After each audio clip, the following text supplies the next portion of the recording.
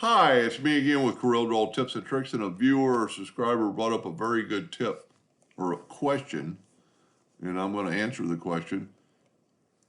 Yesterday I made this video where I made this clone so you could change the colors of this in real time and look at it, but they asked how, and I did not include the clone, which I could have.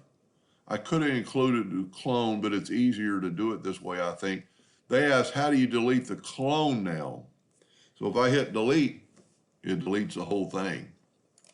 Well, all you have to do is take your object that you want to keep, right-click, copy, go down to a page, put it on page 2 and paste it, or page 3 actually, and there's your new copy. It is still on page 2, and if we delete page 2,